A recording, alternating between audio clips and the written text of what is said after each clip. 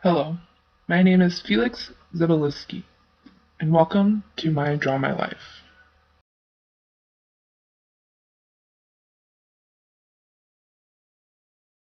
I'm currently 87 years young, and I have Parkinson's disease. I know you probably think you know a lot about Parkinson's disease, but there's a whole lot more that goes into my disease than just shaky hands. My life before Parkinson's was a dream come true. I was extremely happy with where I was in life, and I got to share that happiness with the love of my life and the woman of my dreams, Lucy.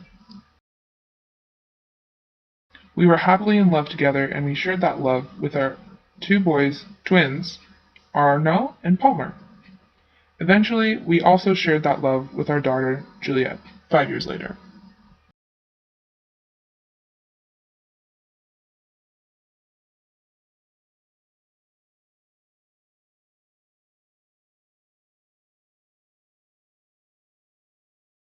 I was very content and happy with where I was. Working as a plumber in my hometown of Bozeman, Montana, everything was perfect. But then suddenly, out of the blue, I began to feel funny. Life's light didn't shine as bright as it used to, and I started feeling sad. I assumed it was just an odd patch of life, and I continued on with life. After a couple of years of battling what seemed like such a vicious cycle, I was wondering if what I was feeling was normal. I began feeling sensations in my hand and an odd disassociation from my shoulder, and began feeling very fatigued, which is not my usual self. This made me very frustrated and angry. On top of all those things, other odd things were happening.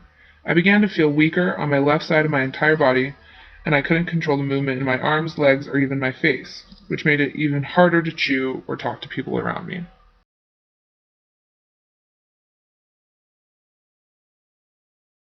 On top of all this, things weren't working out in other departments either, which made my marriage suffer and made me feel even worse.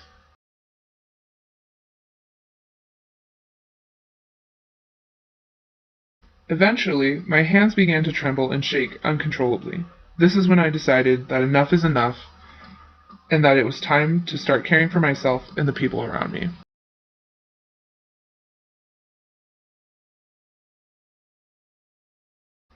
I decided to finally go see a doctor for my symptoms and find out what's been going on.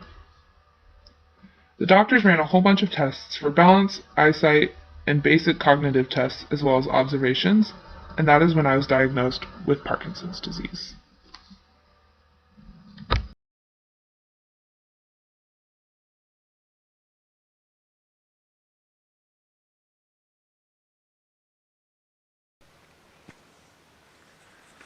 What an interesting story. Hi, my name's Dr. Falangi, and now that we've learned a little bit about Felix's experience with the disease, let's dive right into what Parkinson's is and how it truly affects the body.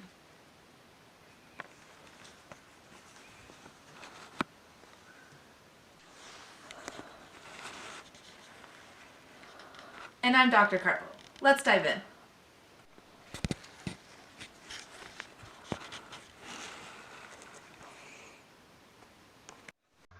To get started, let's talk about what Parkinson's disease is. Parkinson's is a progressive neurodegenerative disorder. Parkinson's is the second most common degenerative disorder, right behind Alzheimer's. Parkinson's affects nerve cells in the deep parts of the midbrain called the basal ganglia and the substantia nigra. Parkinson's is a disease that slowly kills the substantia nigra within the midbrain.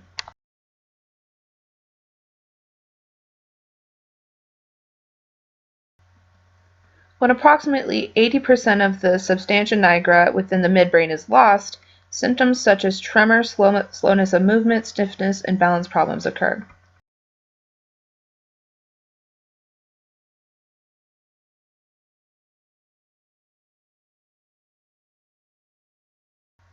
Nerve cells within the substantia nigra produce the neurotransmitter dopamine and are responsible for relaying messages that plan and control body movement.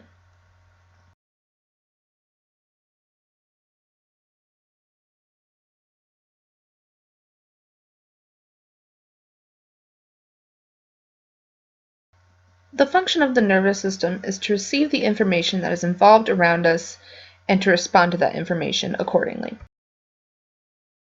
Parkinson's disease disrupts homeostasis because it decreases the amount of dopamine in the brain, which disrupts the ability of the brain to communicate with the muscles and eventually disrupts mental and emotional cognition.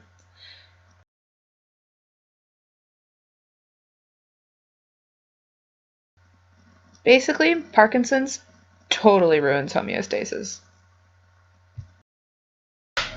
Anxiety is a common non-motor symptom of Parkinson's. It is important to note that anxiety is not simply a reaction to the diagnosis of Parkinson's, but is instead a part of the disease itself, caused by changes in the brain chemistry of the brain. Depression and anxiety have the greatest impact on health status, even more than the motor impairments commonly associated with the disease. Dementia refers to problems in memory and thinking that are advanced, interfering with daily activities and quality of life. Fatigue can be caused by or made worse by slow movement and muscle stiffness. Psychosis in Parkinson's is associated with poor quality life for patients and the carers. Parkinson's also causes sleep dysfunction as well as drenching sweats.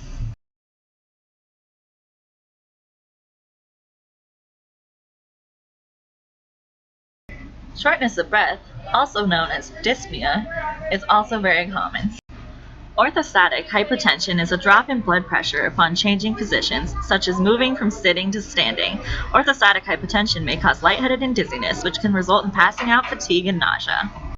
Erectile dysfunction is the most common sexual problem for men with Parkinson's.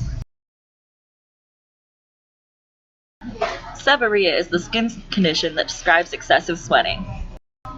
Urinary dysfunction is another symptom of Parkinson's due to sporadic muscle control. Medications used to treat Parkinson's disease can cause constipation. Paresthesia is the sensation of prickling, tingling, or numbness in the skin, i.e. pins and needle sensation. Akathisia causes the feeling of restlessness or inability to be still. Reduced or complete loss of smell is one of the first warning signs of Parkinson's disease. Diffused pain and micrographia, aka small handwriting, are also symptoms of Parkinson's disease.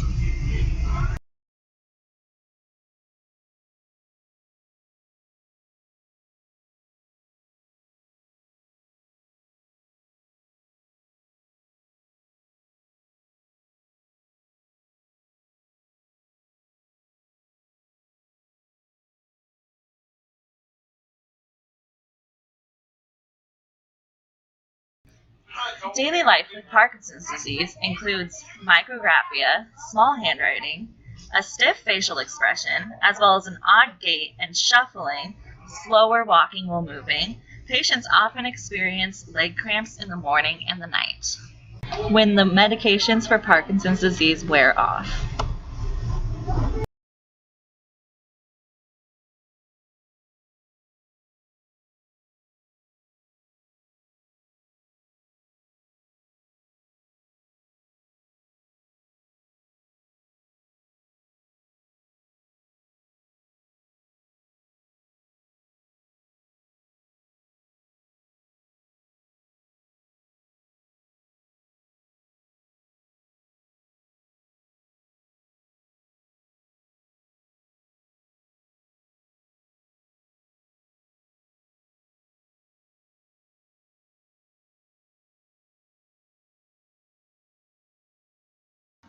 Other ways that Parkinson's can affect your daily life include not being able to stand up from a low chair or other lower places such as your bed,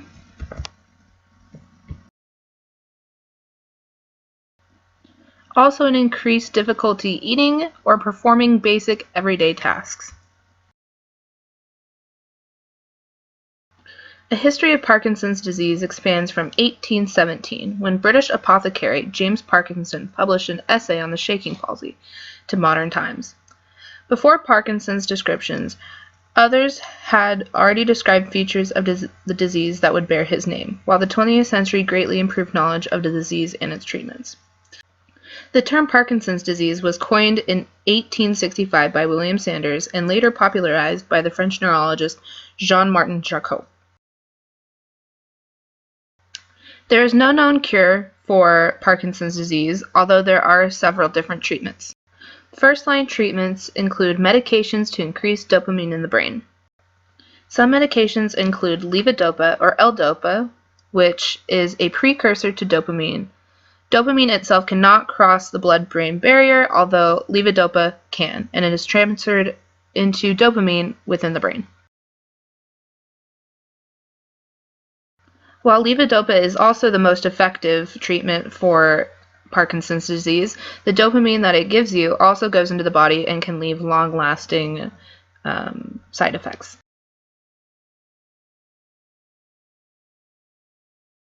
For this reason, levodopa is also taken with another drug called carbidopa, which inhibits its actions within the body. Dopamine agonists are substances that bind to dopamine inhibitors and mimic the action of dopamine. Another class of drugs include inhibitors, which break down dopamine. If the patient does not respond to medication, the next step would be to receive surgery. The most common surgery for Parkinson's disease is deep brain stimulation, or DBS. DBS involves the implantation of a device called a neurostimulator, which sends electrical impulses to specific parts of the brain. By doing so, the device controls brain activity to relieve the symptoms of Parkinson's disease.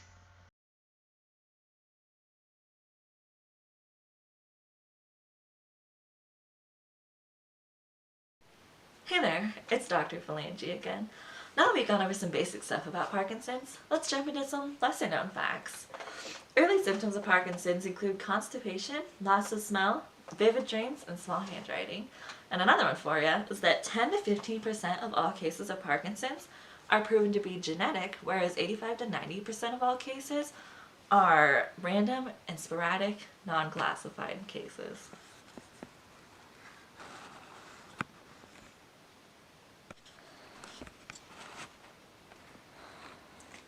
Dr. Keppel here, and on a more serious note, there are more than 1 million people living with Parkinson's in the U.S., with 50 to 60,000 new cases each year.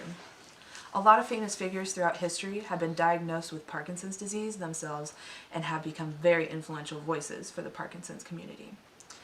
People such as Muhammad Ali and Michael J. Fox. Some of these voices have been heard, and now there's an official Parkinson's website where you can donate in hopes of finding a cure.